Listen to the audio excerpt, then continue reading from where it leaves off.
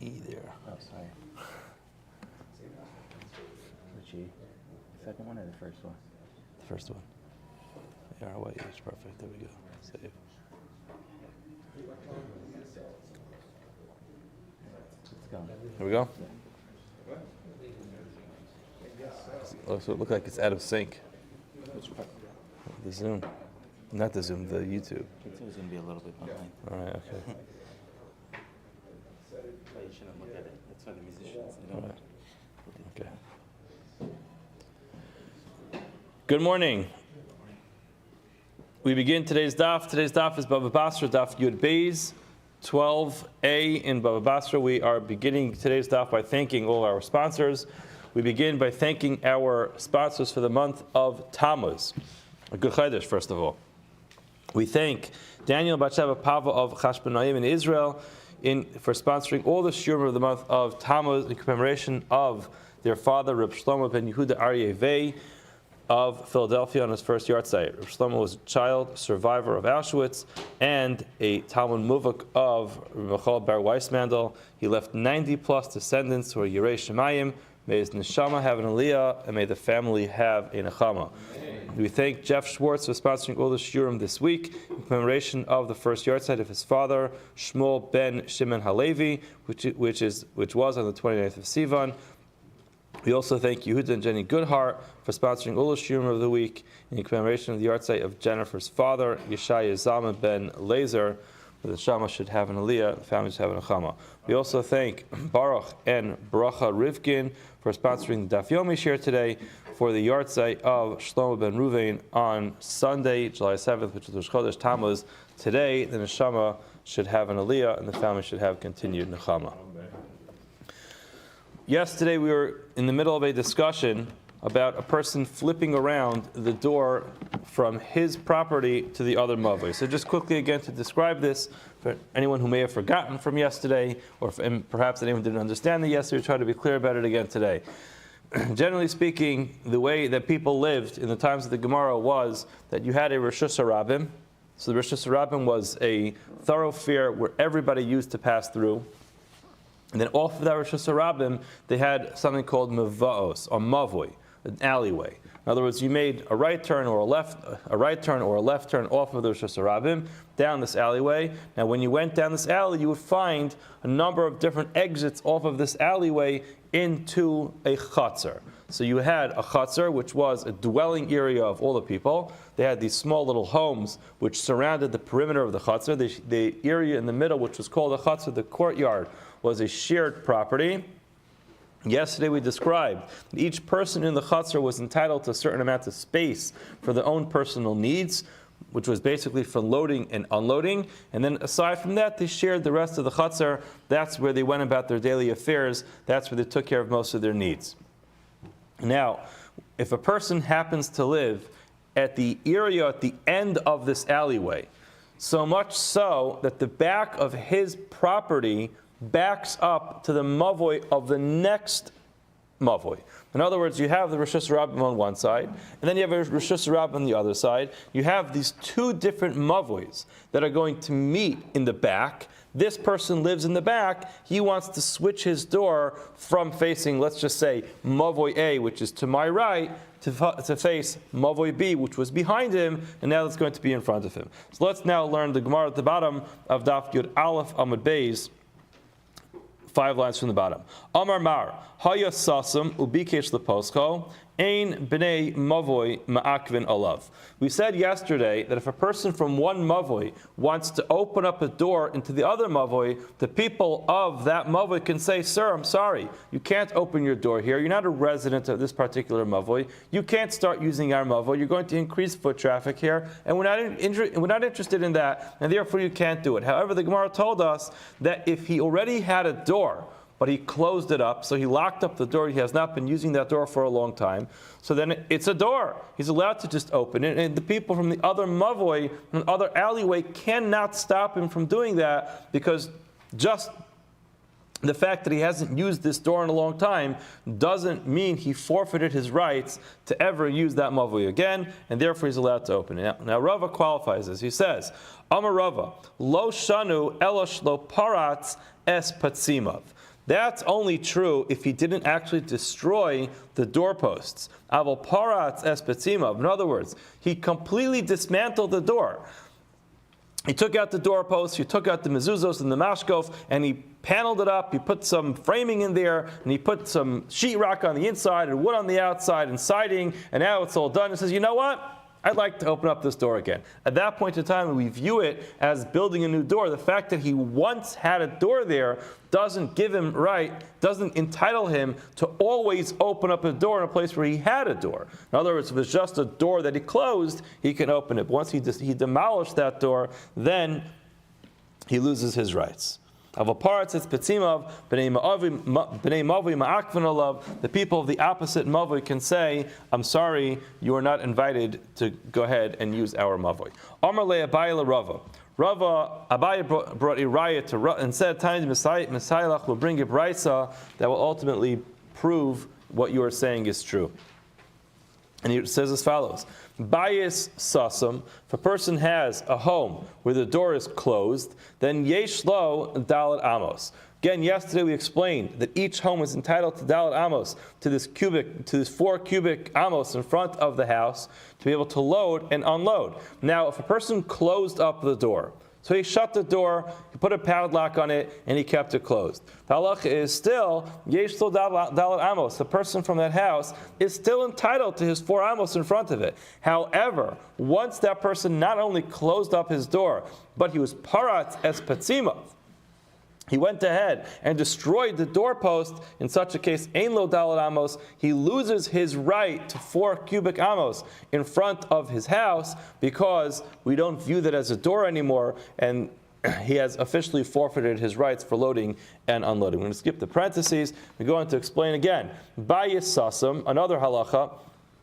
The halacha is that a kever, a place where a mace is buried, has a halacha that it's midrabanan, it's betame 4 amos all around it. In other words, in every direction around this kever, around this grave, it's metame 4 amos. However, if there's a door, then it's only metame dalet amos in front of that door. So therefore, bayis sasam, if you have a house that has a closed door, eino metame kol savivav.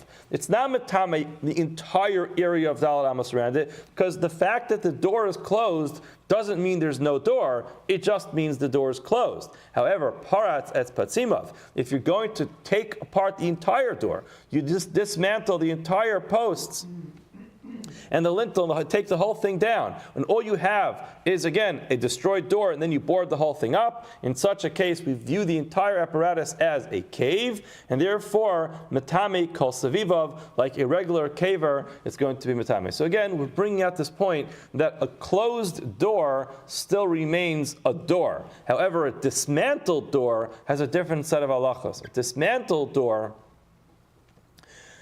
is a destroyed door, and we view it as if the door is not there at all. Okay. Amar Rabba bar bar Chana. Rabba bar bar Chana said the following in the name of Amar Rabbi Yochanan, in the name of Rabbi Yochanan. Mevos hamefulashos li'ir acheres ubikshu b'nei ha'ir l'sosman b'nei osa ha'ir ma'akbin aleim. So this is what we're referring to as a mavoi mefulish. So what we've been describing up until now is a mavoi which is closed. In other words, we're describing the mavoi. You have the Rosh Hashanah, this main thoroughfare, and then you have these alleyways that go off of this main thoroughfare into all these cul-de-sacs of homes. Now, at the end of the mavoi, there's a dead end. However, if you have a mavoi mefulish, you have this mavoi which goes from one thoroughfare to the other thoroughfare, and then people said, you know what, we don't like this anymore. There's too much traffic going on in our alleyway. So therefore, bikshu b'nei ha'ir, the sosman, the people who lived there, wanted to shut it down. Halacha is, b'nei osa ha'ir, people who live in that city, ma'akvin aleim, can stop them. The Gemara explains, Lomi boy, it's not even necessary to talk about this in the case kileka darka achrina, when there's no other route that can get them through the city. But you can't just close it up. Even if there's another road that they can take, just perhaps it's a little bit out of the way, nami ma'akvi, the people of that city can stop them from closing down that mavoi which goes from one thoroughfare to the next. Why? Mishum Rabbi Yehuda Amarav, because of the teaching of Rabbi Yehuda Amarav, who taught us the Amar Meitzar Shechziku Bo Rabim Asar Lekalkalo. If you have an area on the border of a particular field that the entire community has already established that as a pathway, that's where they travel, the halacha is you're not allowed to destroy it. Now, there's a lot to be said about this, and we discussed this in Parak HaMeniach, I believe, in Bava Kama, and it comes up again later in this Masechta. But the basic idea is that the entire premise is we're talking about a case where the owner of this area gave them permission initially. So the people who are passing through are not trespassing. They have permission to use this as an area to pass through, which is the same thing as the mavoi. The mavoi was an area that everyone had permission to walk through. So essentially, there was a mechila. The people who lived there already gave them permission to be able to use that area. And once it's been established as an area that people use to pass through the city, in such a case, you can't just reverse it and say, you know what, forget it. I'm not letting you go here. It's a meitzar shechziku b'asarabim. And once it's become muchzak, established, that people use that area, you can't just turn it off and say, you can't come here anymore. Skipping the parentheses, Amar of Anan, Amar Shmuel. Rav Anan said in the name of Shmuel, Mavos hamafulashim, if you have these open alleyways that go from one city to the next, hamufulashim l'reshus harabim, they're open to reshus harabim, ubikshu b'nei mavois lahamid lahem delasos. So the people of the reshus of those mavois, of those alleyways, wanted to build doors there. So now again, there's a lot which is discussed about these doors, but let's just say even if the doors are going to be left open at certain points in time, the halacha is the people, b'nei reshus harabim ma'akvin aleim.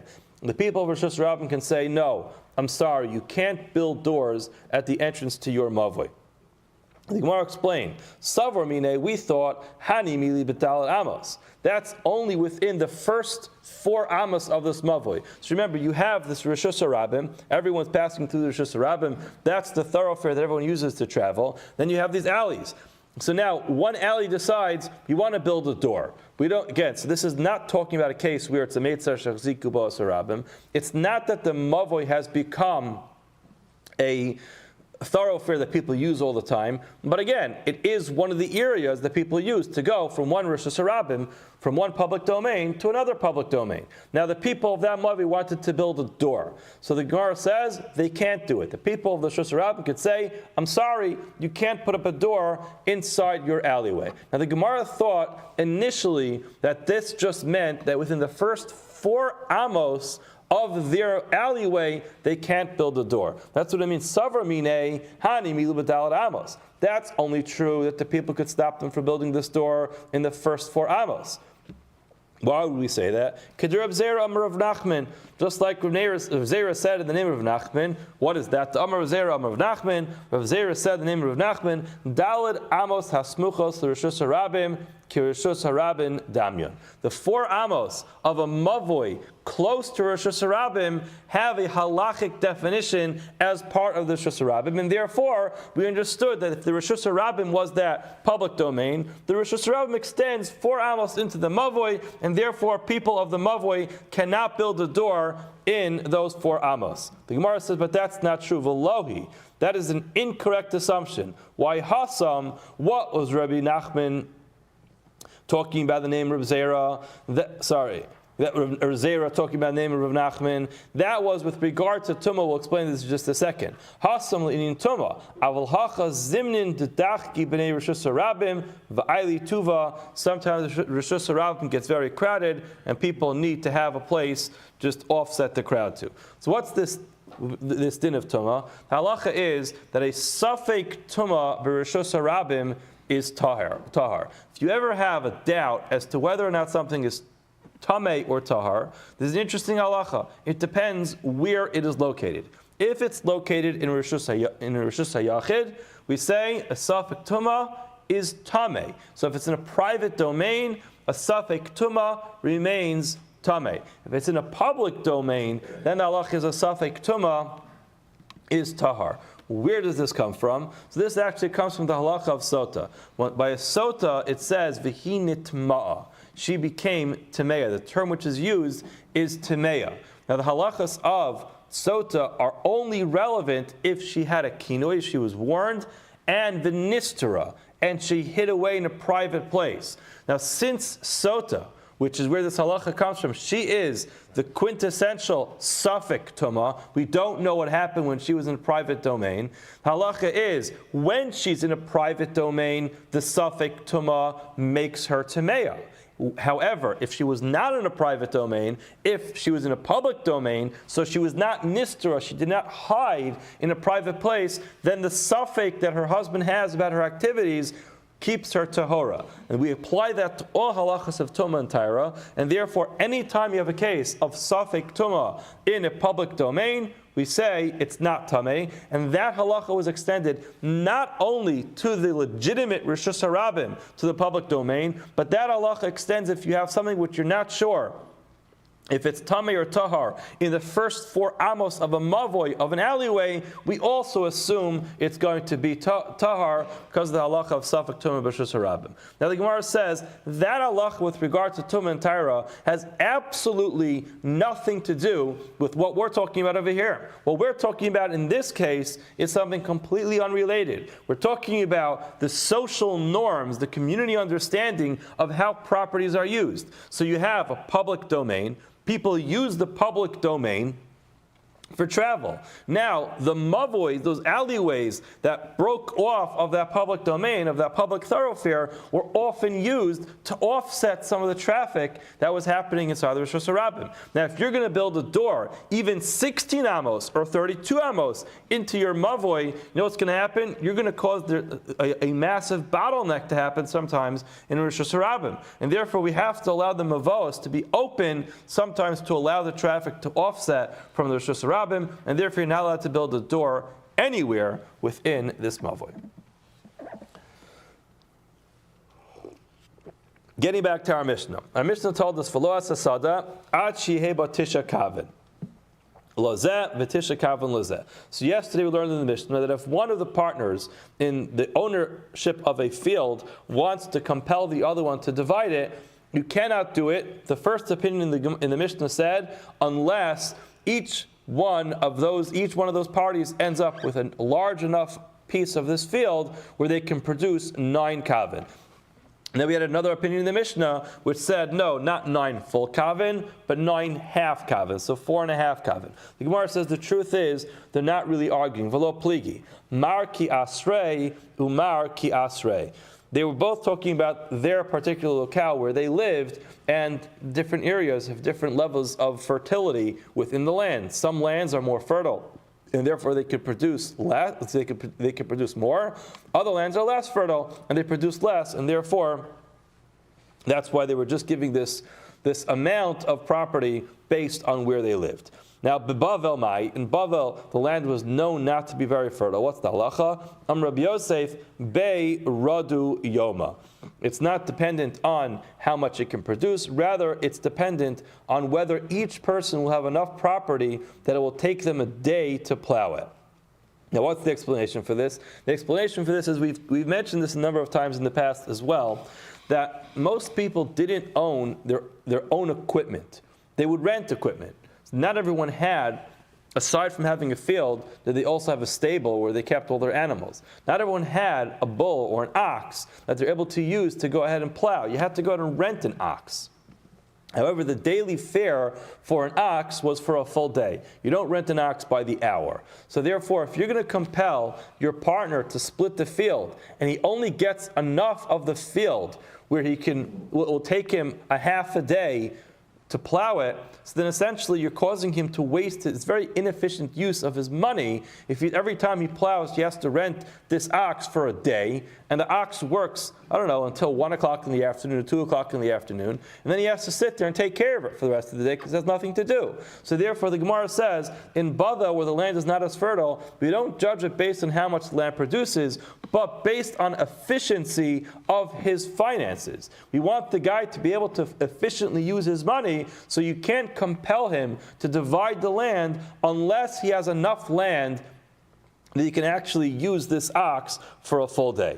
Now the Gemara says, what is this? My beiradu yoma. What are we referring to? So just a little bit background.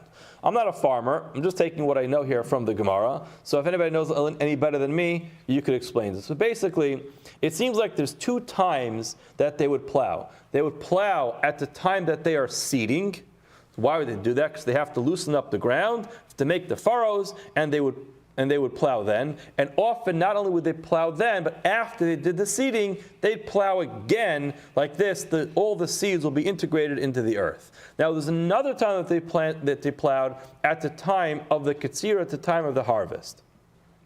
Now, at the time of the harvest, it was much easier to plow because it's not such a long time ago that they plowed the field for the seeding. So again, at the time of the seeding, the ground is going to be very dry, very hard. It will take much longer to go ahead and plow all those furrows. At the time of the harvest, it would go much quicker. Now, the Gemara understands that although it took much longer to plow at the time of the seeding, it wasn't double the amount of time that it took to plow at the time of the harvest. So the Gemara is going to try to figure out, how do you evaluate this day's worth of plowing? Because remember, the guy who gets this field, he gets the field for the entire year. He doesn't just get it once. So the Gemara is going to be wondering, when we're talking about renting this ox to go ahead and do the plowing for you, which season do you base it off of? Because if he's going to base it off of the time when it takes much longer, so then it will take him a full day. But then what happens when he's plowing at the time of the harvest? He'll rent the ox, and he's done in mid-afternoon.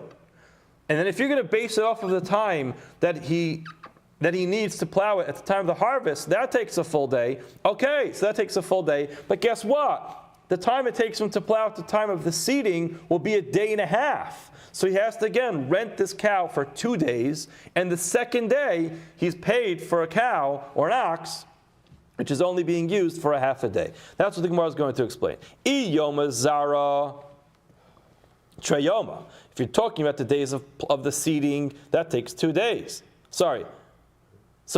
Iyoma zara, if we're talking about days of the seeding, treyoma karva lohavi. It's not going to be 2 days for the time of the karva, which is the time of the plowing. And iyoma karva, we're talking about the times of the regular plowing. Yoma zara lohavi. It's not going to be a full day of the time of the seeding. The Gemara says, Yoma de karvatani. Okay? It's talking about where he does it twice. So you're right that if he was just doing it once, it wouldn't match up. But if he does a Yoma de karva is the time of the plowing. At that point in time, he does it twice. So yes, he might be done in midday, but he'll do it again to have a much better plow, so then he'll be able to use the time efficiently. Another way to explain this is, Yoma de Zara, it's talking about the days of the Zara, of the seeding. However, about Dure, it's talking about where it's a very rough terrain, and therefore it takes him much longer. And yes, he'll have to figure it out. In other words, basically, the Gemara explains it's not always going to be perfect, but we could find a way to find this measurement where the person's going to be able to divide the field and still work it out that he'll have an efficient use of the funds when he has to rent this equipment to go ahead and plow the field. Okay, the Gemara says Davla. So Davla is drawing water. So if they want to split this area that has this place where they draw water, Amar of Nachman, Beit Dalu Yom. The same idea. You have to hire people to go ahead and be water carriers and to draw water for you. So if you want to hire them, people take a daily fare. So if you're going to hire people and you're going to be finished drawing the water by the time the early afternoon comes, so again, you're paying a person to stand around and twiddle his thumbs. That's not effective. So therefore, if you want to force your partner to split it with you, there has to be enough area that the workers, that the day laborers can work for a full day. Partei Sa, how about an orchard? Amar Avur the Shmuel Bas Shlosha Kavin. An orchard needs to be able to produce 3 kavin for it to be considered to be a fair split, and if it does, then you could compel your partner to split it with you. Tani Nami Hachi, learned another bride as follows: Ha'omer lechavero, a person tells his friend, Manas bikarem ani mocher lecha. My share of a vineyard I'm selling you. So my share of a vineyard is an arbitrary amount. It doesn't really explain how much it is, my share. So how much does he have to give him? Sumchas Omer, Sumchas says, Lo yivchos migimel kavin. He can't give the person less than the area of this orchard that would produce 3 kavin of these grapes. Rabbi Yossi said to Sumchas, Ein elu elo divrei nevios. What Sumchas is telling us is prophecy. Now, Tosfos explains, it sounds very nice that you tell somebody that what he's saying is prophecy. However, Tosfos said the first wide line, or right before the first wide line, Lo l'shabeach ka'omar, ela kolomar she'omar belotam. In other words, he was saying, when a Navi reports his nevuah, he doesn't need to explain it. He doesn't have to give any reason for it. This is the nevuah. This is what I was told. You don't like it? Too bad. This is what Kadosh Baruch Hu told me. Now, what he's saying to Sumchas is, Sumchas, you're not a Navi. And what you're saying is an arbitrary number of how much has to be given, and therefore, Ein elu ela divrei nevios, you're basically telling us nevios, and therefore we're not going to rely on you. So it's a very nice way of saying, Sumchas, this number is just an arbitrary number. You just made up this number. Where'd you get it from? And considering the fact that you're not a Navi, we're not going to accept it. And the Gemara is actually going to get into a whole discussion about Nevi'us in a few minutes as a result of this comment that he made. But Bavel Mai. What's the halach in Bavel? Again, because we know that the earth over there is not as fertile. Amarava bar Kisna tlas atziasa b'nei tresar gufni. It's going to be 3 of these rows of 12 vines. So basically 3 rows of 12 vines is how much he has to give if he tells him that he's splitting it or that he's selling him his share in a vineyard. Why? Kihechi derafik gavra biyomos. Like this, a person who's working there will have enough work for a full day. Amar Rabbi Avdimi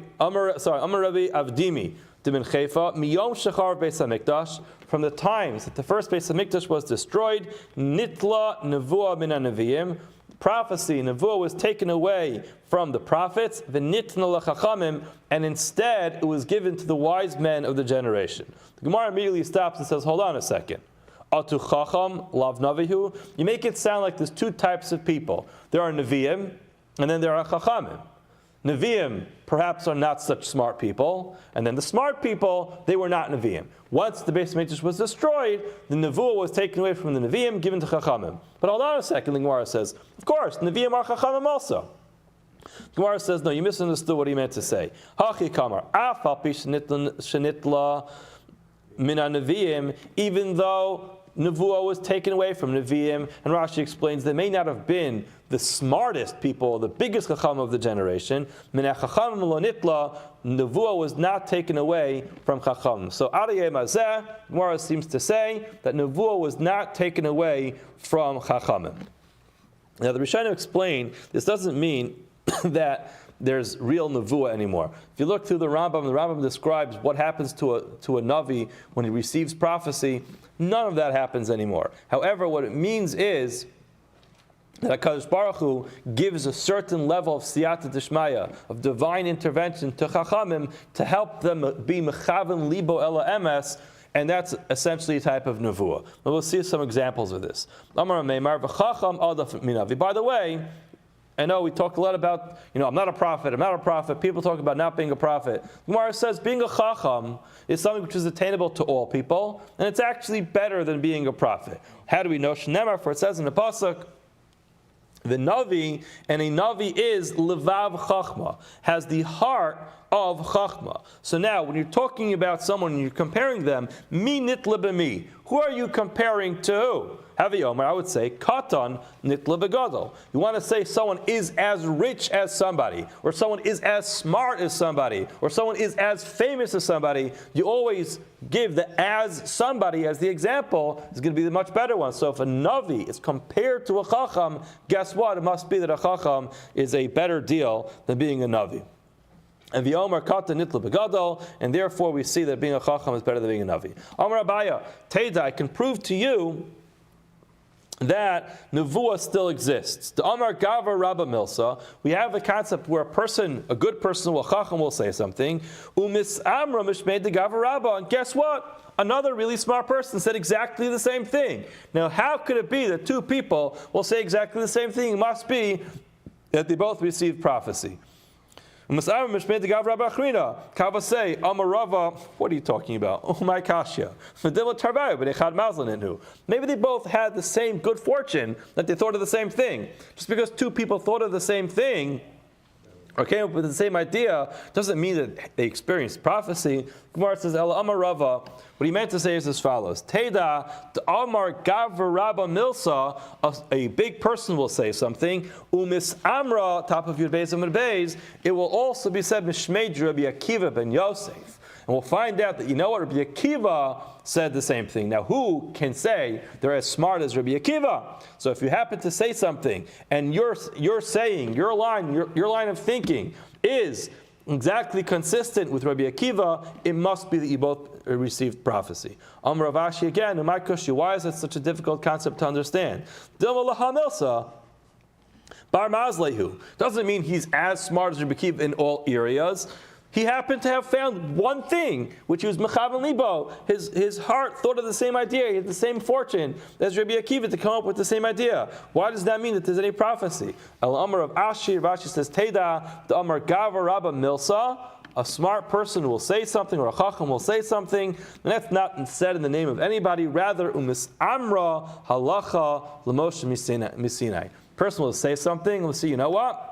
That thing that you just said is actually halacha l'moshe misinai. Now that's certainly prophecy. All halachas that Moshe were taught in Har Sinai is definitely nevuah. So if a person comes up with an idea which is consistent, which is exactly in line with something which was said at Sinai, that must be some element of nevuah. Now the Gemara says, hold on, v'dilma kasuma baruba.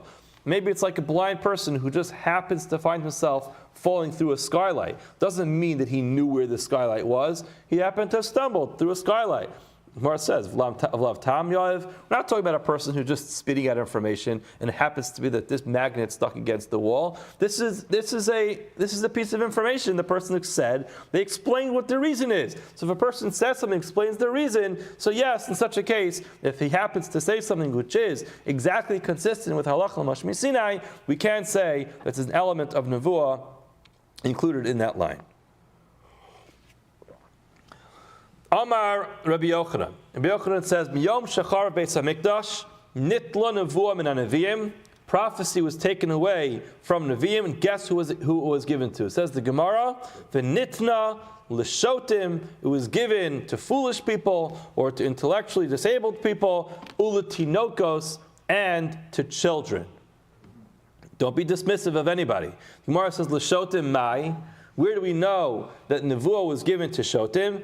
Ma'hi, the Gemara gives an example. Kihad mar barav Ashi, like the story with mar barav Ashi, devikoi bariska de mechuza. He was standing in the marketplace, from the open marketplace of mechuza, and shami lahu shota. There was this person who clearly was a shota. He was somebody who didn't have all his faculties in order, and he was standing there. The amar reish mesifta, the malach b'masa mechasya, the new Rosh Yeshiva in Masa Mechasya. Guess what? Tavyume Chassid. The way he signs his name is Tavyumi. That's how he signs his name. So again, you can imagine this person's in the marketplace. He has no awareness of what's going on around him. He's making these random announcements, talking about the Rosh Yeshiva in Masa Mechasya. People are being dismissive of this person, and everyone's laughing at him.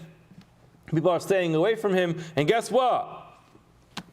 Mar Rav Ashi says, Amar, Man Chasam Tavyume Birabanan. Who is the one, which one of the Chachamim, which one of the sages signs his name as Tavyumi?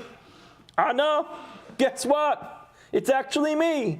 I sign my name as Tavyume. Shmami na lididi kaima li shaita. It must be, it's my time, my opportunity to be appointed as the Rosh Yeshiva in Masa Mechasya, and therefore come, Asa.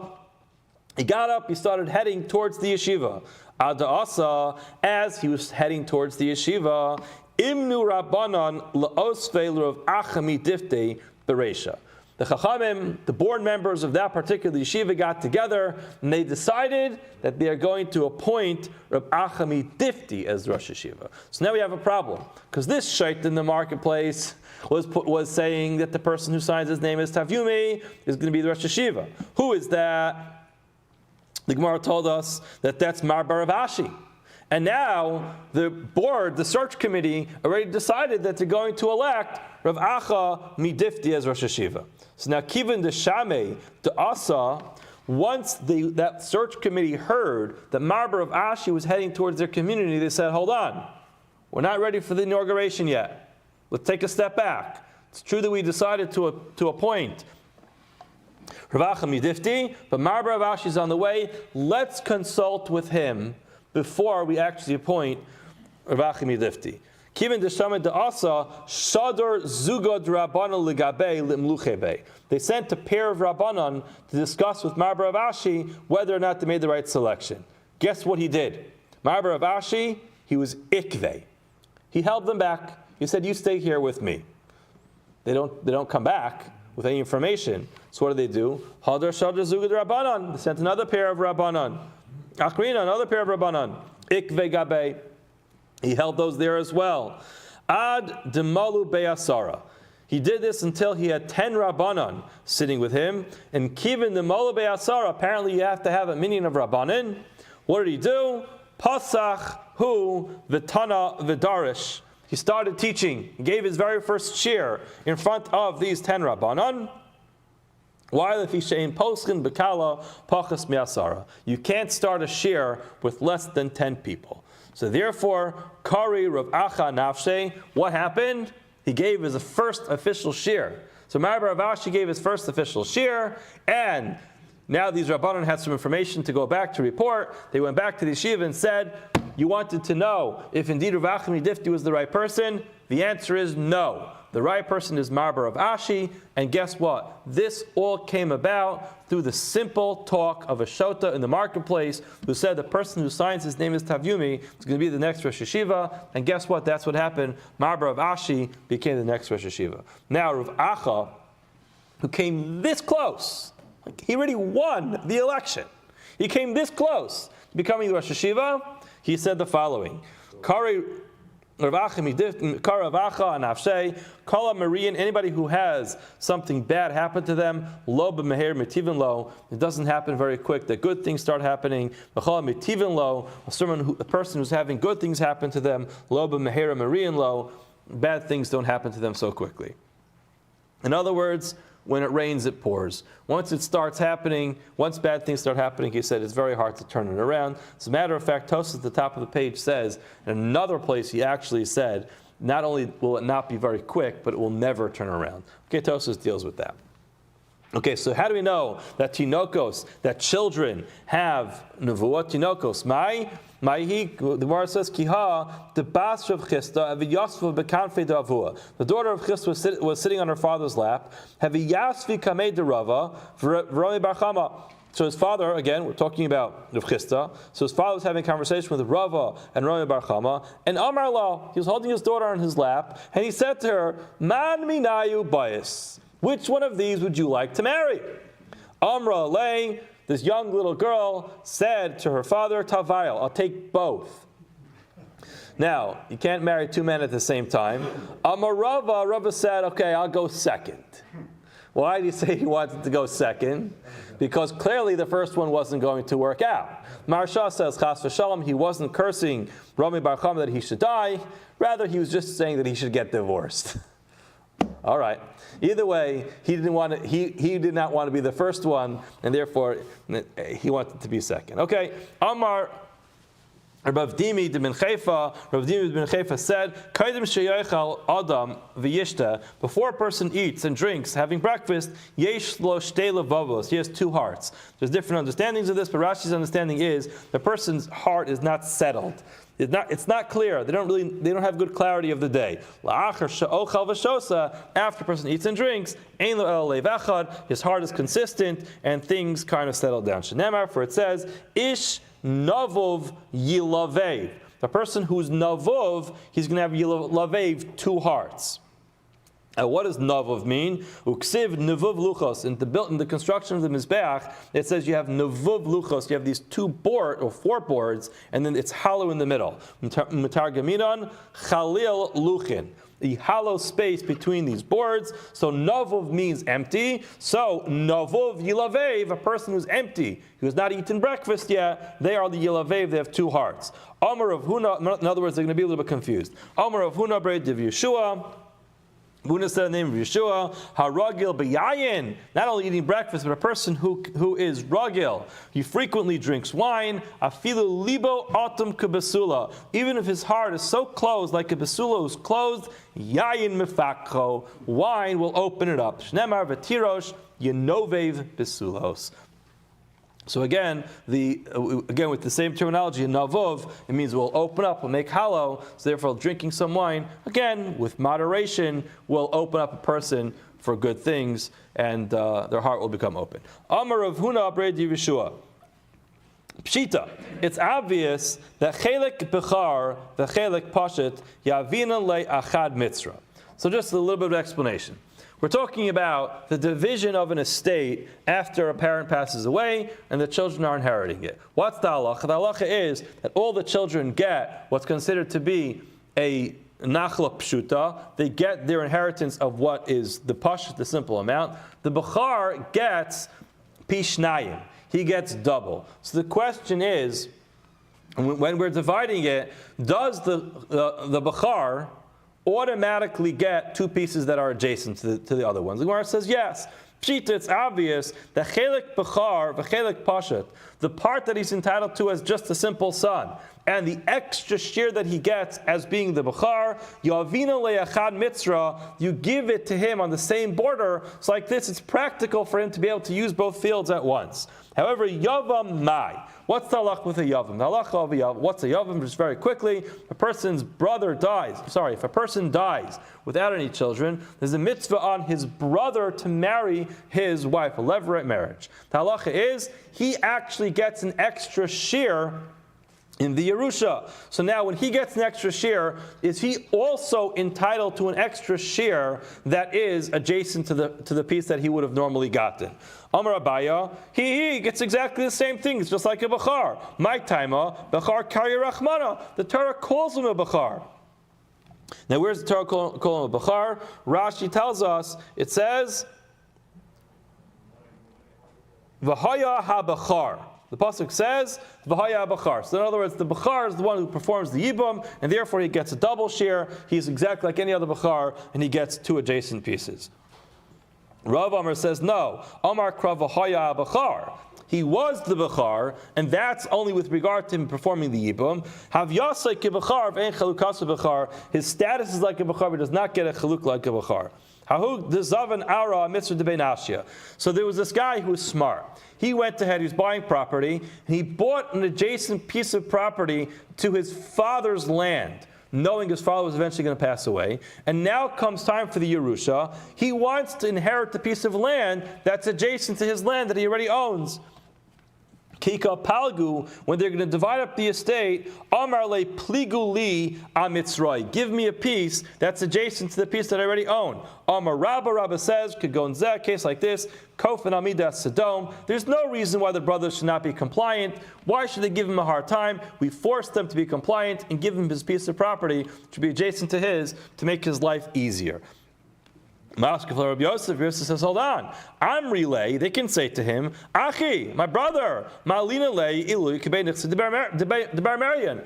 that piece of property actually is of higher value. In other words, you're right. If there's no reason why the brothers would care about which piece of property it is, sure, give him a piece of property that's adjacent to his. Maybe that piece of property is worth more. So therefore, the halachas like Rabbi Yosef, you can't force the brothers to give him that piece of property if it's going to bring a loss to them.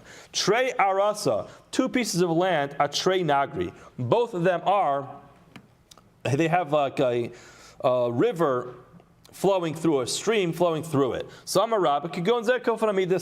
In such a case, again, we're going to force the brothers to give the piece to that brother who has a field adjacent to it, because what's the difference? Exactly the same. It's Maskul Rabbi Yosef. Just because they both have a stream doesn't mean they're always going to be the same. Sometimes streams dry up, and therefore it would make much more sense to go through the fields, give half of each one to each brother. Like this, they both stand a chance of always having water. Rabbi Yosef, we pass from Rabbi Yosef that we have to make sure that it's fair, and you don't just get it because they look the same now.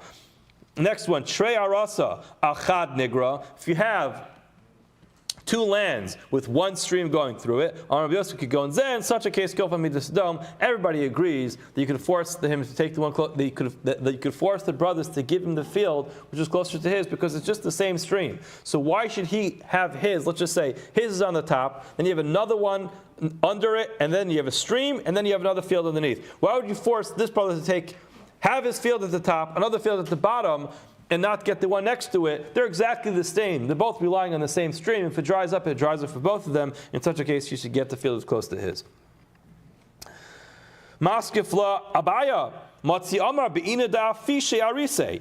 The other brother could say, you know what, I'd rather you have your field on the top and your field on the bottom, because you always have workers there, and guess what? My field is going to be protected because your workers are there. You can't, that's not a valid taina. You can't say that I want the field in the middle so I can rely on your workers to protect security. That's not valid. One more case. If you have Chad Gisa Nagra, the Chad Gisa Nahara. So if you look at the picture in Rashi over here, you have a river on one side, and Nagra, the stream that's going to go off of it on the other side. So therefore, there's really no fair way to divide this, because if you go any way up or down, one person gets the whole stream, and one person gets the whole river, but it can't be fair. So therefore, Palgina le Bekarnazol, you're going to divide this in a diagonal way. So according to Rashi, if you look at Rashi, it kind of looks like a pie of pizza over here, which is very strange. In other words, you take the field and you're going to cut it into 8 different slices, and then you see the Reish and Shin, Ruvain, you divide it in this very strange way, where Ruvain gets a piece, Shimon gets a piece, Ruvain, Shimon, Ruvain, Shimon, Ruvain, Shimon, and therefore they get exactly the same type. In other words, they both get one field which is adjacent to the river. They both get one field which is adjacent to the stream. They both get a field which is adjacent to nothing. Like this, it's fair. Now, Tosfos, among other Rishonim, say this is ridiculous. Who wants to have a field like this? How could you have a field like this? It's just unusable. And therefore, they explain this very differently. They say you have, see the picture in Tosfos, you have the river on one side and the stream on the other side, so you just make one diagonal cut like this. They'll both get part of the river and part of the stream, and the rest of it is one field, and it's actually efficient to be used. You're not going to have to plow your field like a pie of pizza. We'll stop here. Have a wonderful day, a good Chodesh, and a wonderful week.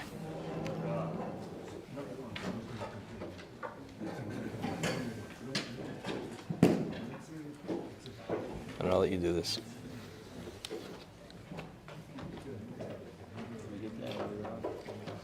Great day. Thanks for setting it up. Tomorrow. The Rabbi should be here. That's my understanding.